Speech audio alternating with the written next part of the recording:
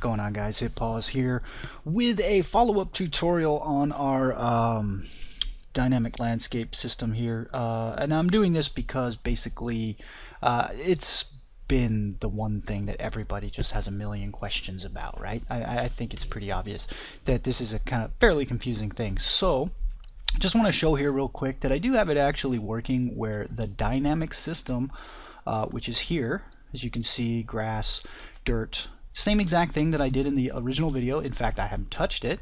It's here working, but also kind of hard to see here. If I show under advanced, and if I shut off grass and foliage, you can see that I've also painted stuff here, and it's actually a material. It's not just like a silly color that I used before to demo how to do it, right? It's actually the full thing. So I know I kind of give you guys a bit of the answer and then expect you to figure everything else out on your own, and it's probably bad of me to do, but sometimes I don't have the time, right? So anyways, what I'm going to do is I'm just going to show you guys how I did it. I do actually have the ability to paint more than just dirt. Let me show that really quick. So we're going to come here, we're going to hit paint. You can see I've actually got quite a few layers here: stone path, dirt path, and rock pavement. I can paint with any one of these. Let's see, let's go rock pavement. Really? I thought maybe I won't do that one. None. That just went to none, didn't it? Okay, well, the layer info's here. So stone path. Okay, it's okay, and stone path. Okay, rock path. Now we're good. There we go. Okay, so you can see I can paint the rock out here, and it'll blend. Okay, based on the height map again. Right. I can paint the dirt path. Right, and I can paint rock pavement, which is pretty much the same thing as rock path, but a little bit different. Now there is a problem. There is a problem. As you can see here, in between the rocks, we're actually getting grass. In between here, if I paint the rock pavement, in between that, I get grass too. I don't know how to solve that. I really actually don't, and the reason is because when I paint one of these layers, I'm actually erasing this layer. It's not like I'm painting dirt down as its own layer, like so, and then when I paint this, I'm painting over the dirt. I'm actually removing the dirt and replacing it with this. So what's underneath the dirt is grass. So I don't really know what to do about that yet. And to be honest, I don't really see it as that big of a problem, but it's kind of crappy. So maybe you'd want to actually force dirt in here instead of letting it go to the underlying layer. I don't really know, but that is the problem. So let me just go ahead and show you how I've done it. Here is the original. I've got it moved over here to the side. This is literally identical to what I gave you guys right here. It's the regular blends with the slope blends, right, with the slope masks. But now what I'm doing is, here was my final output. This was originally my final output. Boom, and it ended, right? Well, now we're extending that before we hit the final output, so we've included all of this. Okay, we've included layer blends, we've included a grass layer so that we can control the mesh, right, the foliage, the meshes, and we've given ourselves 3 paint layers. Again, 1, 2, 3. There is still the Dynablend here. If I put this back, I'm actually just erasing other layers. That's why that's there. Okay, so we'll take a look at the layer blends first. Essentially, it's just a layer blend named. Okay, so you can just go layer blend. I think it's landscape layer blend or something like that. Landscape layer blend. There it is. Okay, and you name it. You give it a layer. Now in this case, you can give it more than one layer, right? Layer none, layer none. In my case here, you'll notice that what I did was, instead of giving it multiple layers, because actually let me undo that. Notice how when I do that, I still only get one output. It still feeds each layer out, but I can't split this to tell it where to go. So what I do is I just dupe the layer blend and just only have one layer on each one and use that, and it works. And this is probably the root cause of why grass peeks through and it's deleting other layers underneath. It's probably me doing something wrong right here, but it works for now, and that's the only problem, so I'm gonna live with it. I got my grass layer. I'll show you how this is hooked up, but essentially we end up with a grass output, right? I'm doing a little bit of addition and subtraction to make sure that the masking for the rocks and anything from these, right, so I don't want anything on dirt or stone path or even the rock pavement, right? I want those gone. So what I do is I actually add stone and dirt together and then subtract it from the same mask grass slope blend, right? Because I only want it to show up on the grass, and this is what I was originally using, was this line here. Well, now I'm subtracting that, subtracting these two from it, and then I'm also subtracting this from it. I could have added these three together and then subtracted, but it doesn't. Doesn't matter if you add, then subtract, then add, right? It all works out the same. Okay, so that's the grass layer, and here is where I just created, this is the first thing you need to do, right? You need to create the layer blends, because that's what you're going to paint with. You have layer infos here. These are your painting layers. That's what this is. This is how you can paint. And you tell it to be blend type LB weight blend, and I believe that's the default. I wouldn't mess with anything else. If you're going to do alpha blend, probably using something else. So here is my paint dirt path. Now if I look at my dirt PBR layer, it's exactly the same as all my other layer functions for defining one particular material. The only difference is this here is an addition now, okay? And what it's doing is essentially I have a PBR texture called dirt masks. So if I look here, I've done this in substance. So I have a roughness, I have a metallic, which should be black, and I have an ambient occlusion, which basically nothing. Then I have nothing really else. So it's not really a good use of the texture, but this is what I got from the PBR values. So I'm using it, right? So that ends up here, and what I have to do is, because I have channel packed it with, roughness in the red and metallic in the blue, I need to unpack it by masking, right? Red, green, and blue, and then I just feed those into ambient occlusion, roughness, and metallic. You can see they're all fed right here. So we make material attributes and then create the result. So when you're going to do a PBR layer that needs roughness, metallic, and you have ambient occlusion and everything like that, you can still feed it in and you can still use world aligned texture. It's just when you get the final output, you need to mask out those channels individually so that you can split them up. That's it. Okay, so we come here and it's the same exact thing here. Okay, I've given myself exactly the same parameters as before from the other one. Okay, so we subtract and we got the power and we got the contrast and all that stuff here.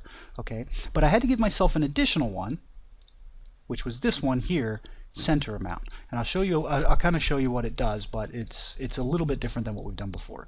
So here's our function. Just like normal, we need small size, we got our blend distance, and we have our large size, right? So now we have a distance blended dirt path, and then we give it a power, right, so that we can control the main contrast, right? That's what power does for the most part.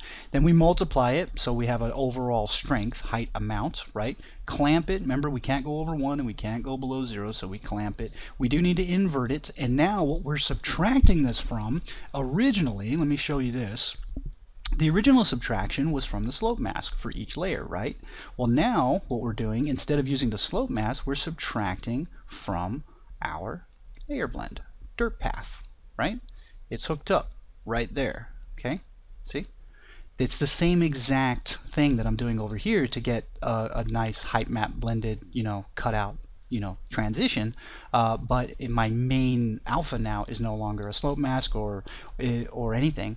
It's this layer. So wherever I paint it, it does the same thing. And then I use that's division up here, and again clamp, and I just do the same material layer blend. So on my base material right here is going to this layer blend, which again is my dynamic system, right? This is the Dynablend, right? We'll call this Dynablend, right? That's Dynablend. That was the original, so that's going to be the base material. On top of that goes my dirt. But remember, for the alpha here, again, coming off of this whole chain, I'm basing it off of these layers, which are paint layers. If I just put, a red here and plugged it in to the top material, I would just get red. I wouldn't get the actual material. So my stone path is exactly the same. It's literally identical to everything that I've just shown you. Okay, path, center amount, that was dirt path, center amount, and I have a final one, the rock pavement, which again is the same thing. The only thing I think I did weird or differently here was I did landscape coordinates. I didn't use a distance blend because of the nature of this can't, I mean, how am I going to distance blend into what, right? Bigger stones, that's not going to make any sense. So I pulled that out. So we keep this one fairly simple, just landscape coordinates. I am using a bump offset here just to give it a little bit, you can't really see it on this here because the landscape coordinates really mess that up. If I disconnected this, you can actually see, but it's doing a little bit of bump offset so that way I can get a little bit of depth in there. Not too much or nothing. Where'd my mouse go? I lost my mouse. Okay, got my mouse back. Okay, so in basic summary, the most important thing is this right here. Okay, so you go landscape layer blend, right? Name it, you give it a layer, name it whatever you want, my new layer, right? And what I do is I just feed it a 1 into the amount.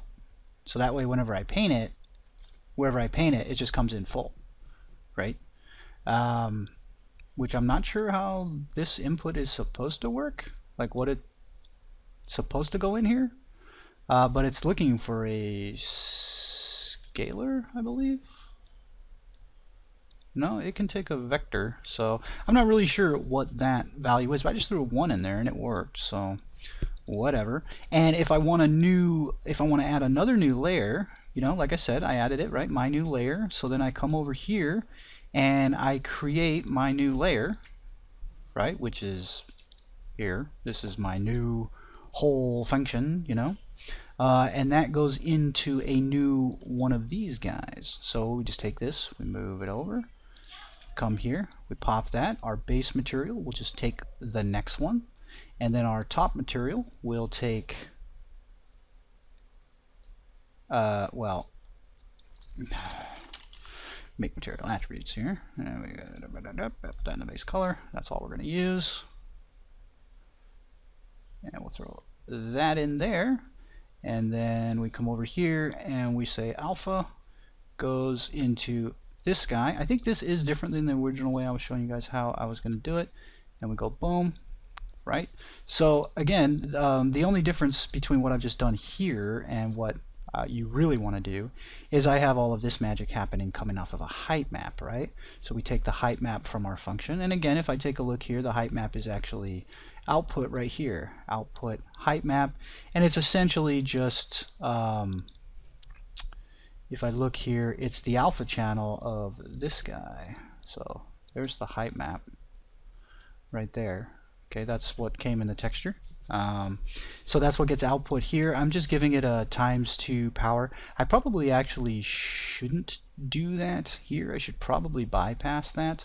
I think I did that for the bump offset, but I think I want to use the same, you know, the same height that I'm using in the bump offset, right? So that's really the only difference. So that's how I get this, right? So you create an output, a function output, and we'll call this one art, right? And as soon as we apply that and we go to our back here, we get it. It shows up. There's fart, right? We don't have anything plugged into it, but there it is. So now we can plug whatever we want into it, which could be this height map instead. Right now, or actually this one. So one with power and one without, if I want to pick and choose. And it's not like I have to use them over here. You know, I don't have to use it. So that's how you can get those out, right? And then we'll apply that, and that should undo it over here. I'm not going to save any of this stuff, and it's now compiling 70,000 shaders, so just keep that in mind. But yeah, that's all you do, and you just keep stringing these out. So I want another one. Boom. I want another one. Boom. Just keep going. Have many as you need. Don't go too crazy, right? Because it's not very light. I've said that a million times now. This is not the lightest. I wouldn't put this on mobile. But it's fairly simple, and it's the same thing. We take the height map, and we want to make sure that we can mess with the contrast. Then we want to mess with the strength, right? Because that's different. And we're just going to do a preemptive clamp here, and then we're going to invert it because it's just the way it comes out. I could, if I inverted the channel in Photoshop, I would delete this node. So it was just, it's not that big of a deal. And then we subtract it from whatever our core alpha channel is actually going to be, and in this case it's going to be the paint layer, right? Originally we were using slope masks.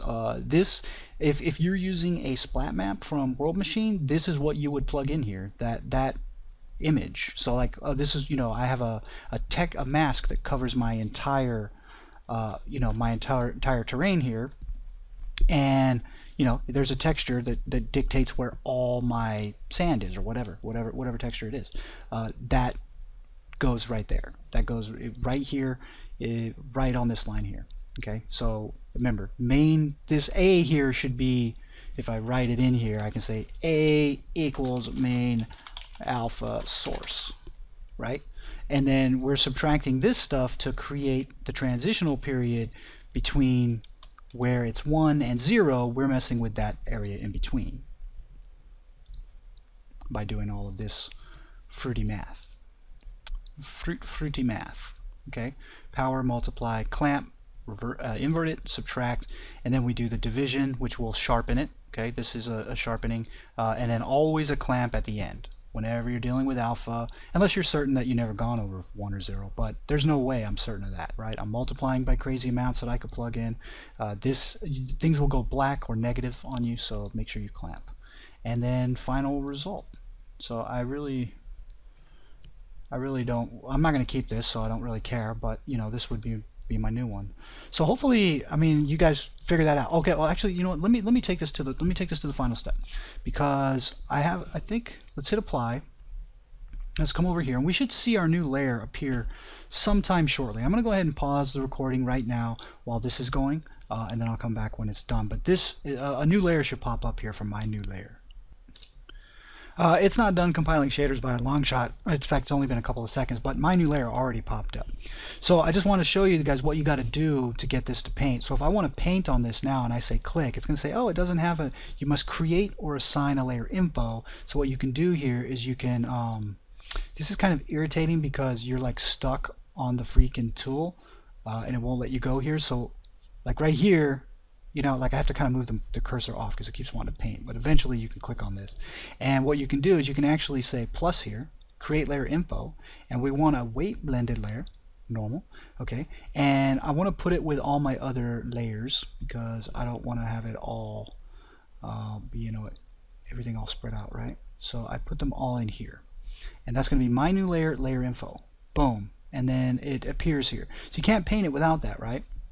So now we have that, and as soon as this is done, I will actually be able to go in there and paint that, but it's not going to show anything until this is done. So let me pause and I'll come back.